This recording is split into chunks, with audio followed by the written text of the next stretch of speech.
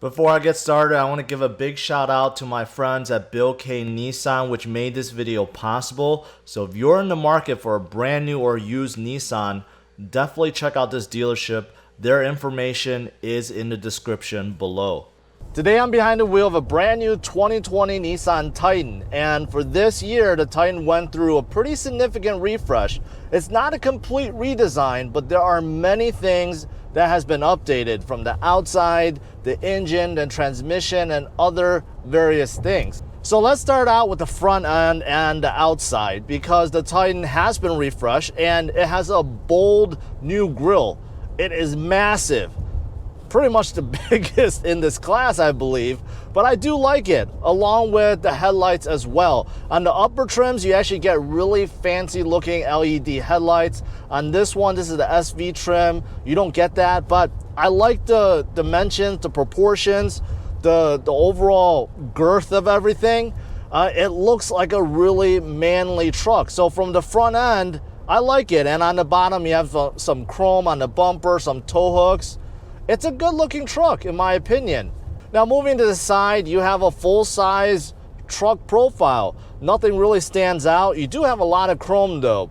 The Titan, the badging is in chrome, the door handles are in chrome. Also the side steps, that's optional on here. It's very beefy, also full of chrome.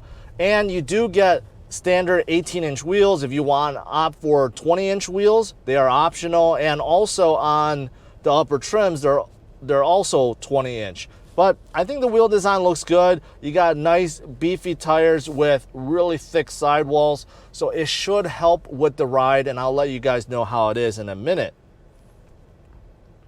Moving to the back, you pretty much have the look of a full-size truck, and there's nothing wrong with that. Now the tailgate is dampened, so it does open very slowly, and to close it, it's actually really easy, really light. I could close it with one finger. In the bed, there's not much. There is an optional utility package that you can get, and it gives you a drop-in liner, as you can see here. It covers everything. Unfortunately, it's not a spray-in liner. It is a drop-in liner. In my opinion, a spray-in liner is much better than a drop-in liner. You don't have to worry about water getting trapped and rusting up your bed. So unfortunately, that's what you get on a Titan. Now, what's also part of the utility package besides the drop-in liner is a step. It's not as fancy as the other trucks. It does help. You can use it to get in and out pretty easily. And finally, you do get a trailer hitch back there. That's all part of the utility package. Now, in terms of the bed length, it depends on the cab that you select.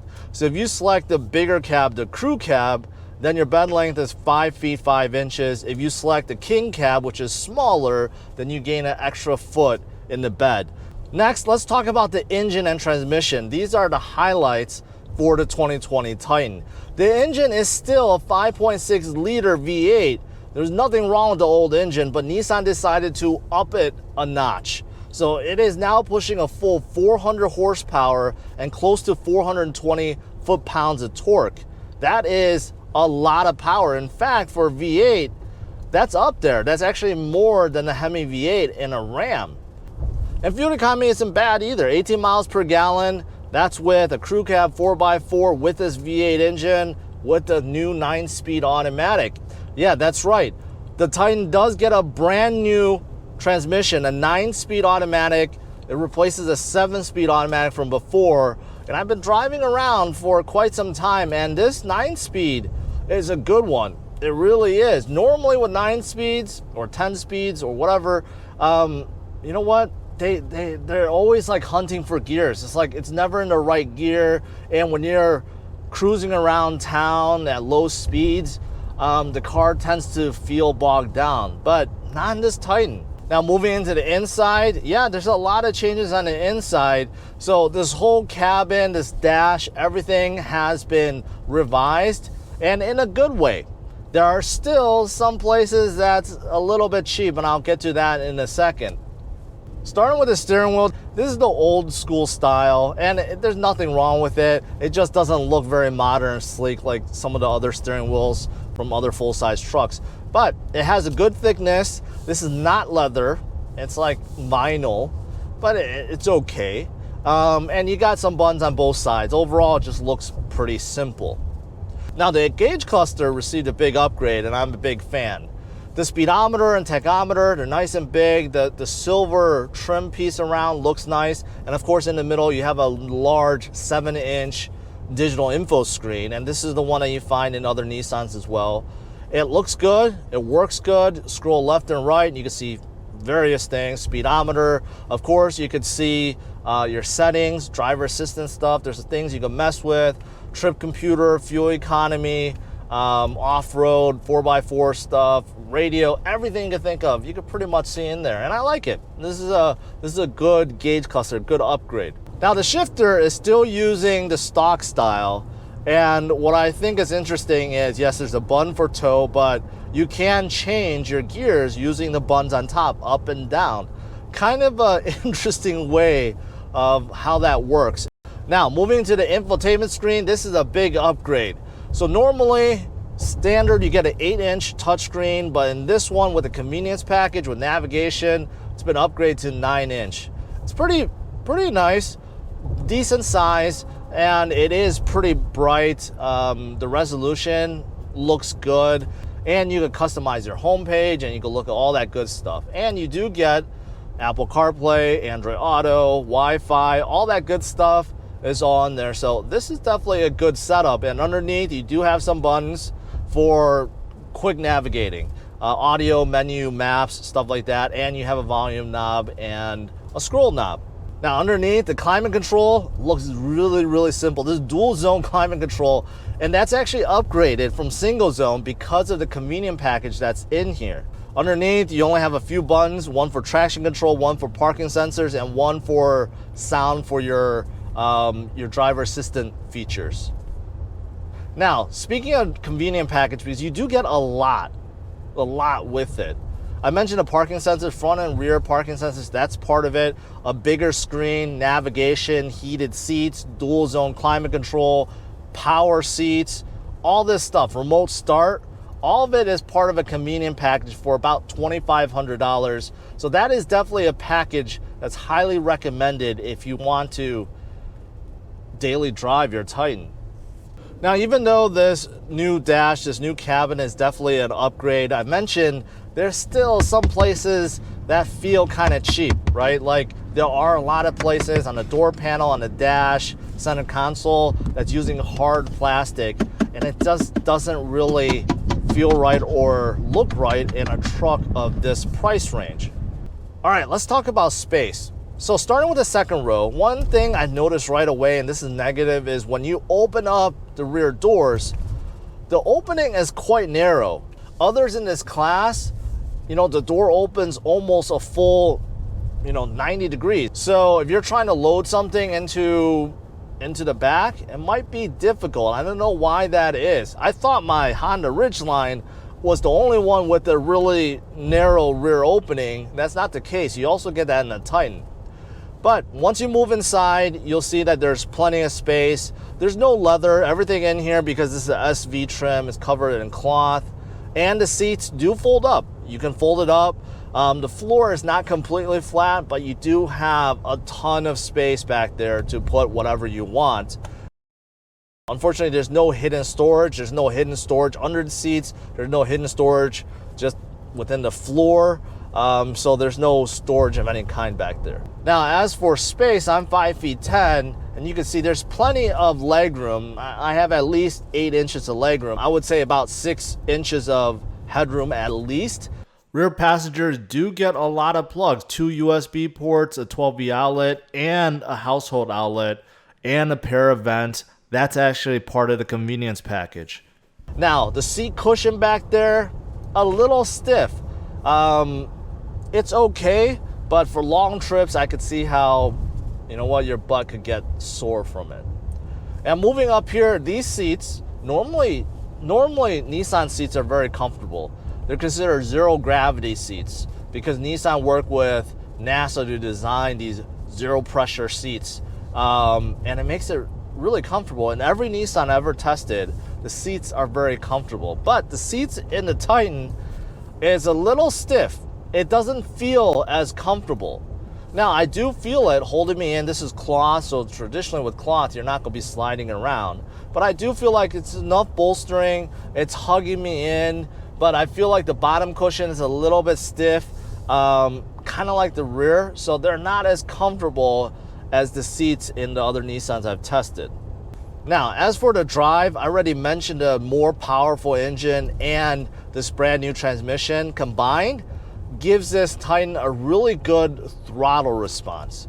And I love it. Like just a slight tap on the gas pedal and you could feel this Titan really move in a good way. I don't know what it is with the brakes. It comes off a little stiff, so you do have to press down a little bit tighter. But once you come to a stop, there's like a little more jerk. It's a very subtle one, and I'm not sure what that is. So as for the suspension, it's okay. It's right down the middle. It's a little bit stiffer, meaning that I do feel a little bit more from these bigger bumps. Also, I feel more overall body rattle, not from within the cabin, but just the overall body kind of shakes a little bit more. But for the most part, it's still very comfortable. All right, let's see how acceleration is.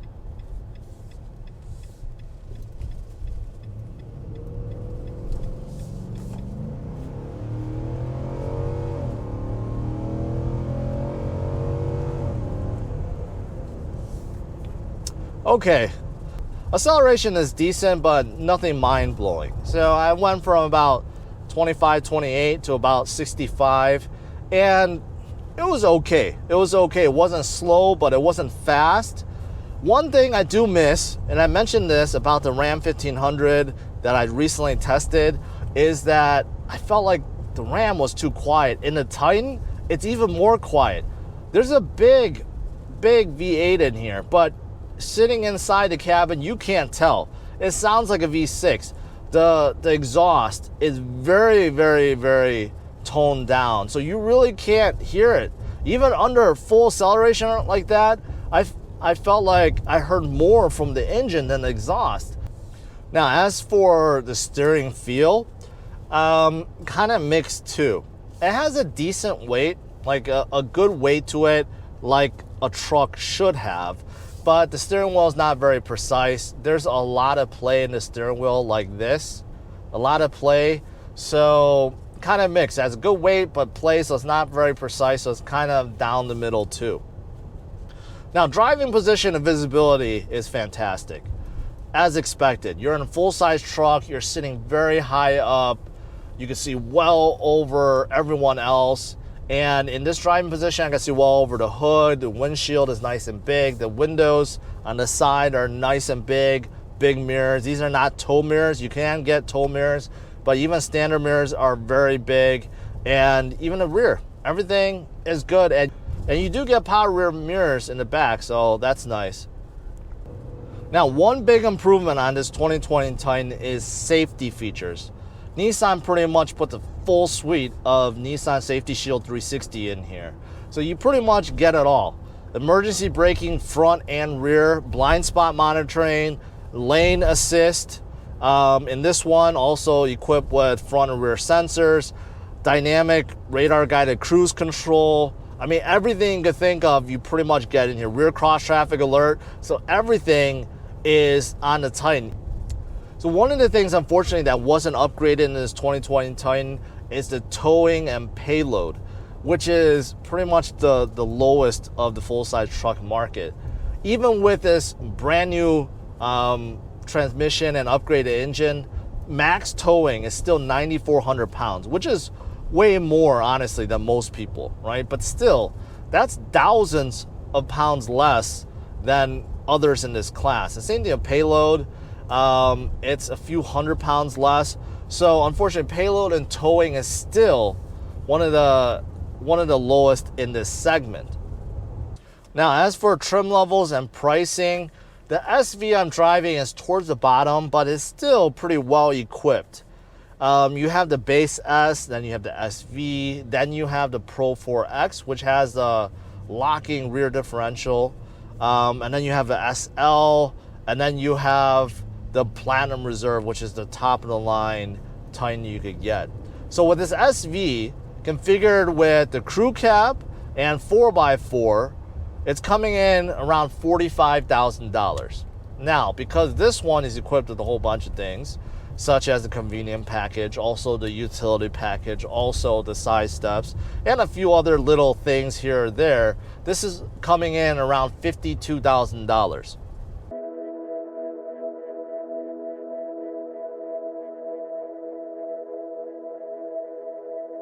To conclude, the 2020 Nissan Titan received significant upgrades that now make this truck more competitive in the full-size truck segment. The engine and transmission is fantastic, the upgraded dash and cabin is refreshing, and the new look is pleasing. However, the Titan doesn't excel at any one thing. The drive is uninspiring, innovative features inside the cabin or in the bed isn't to be found, and the price tag of the Titan makes it hard to entice truck buyers from the big three or even from Toyota. Overall, I'm giving the brand new Titan a score of 105. To see how it ranks among its peers, check out driversonlyrankings.com. Thanks for watching, hit the like and subscribe to the channel for more reviews, first looks, and news.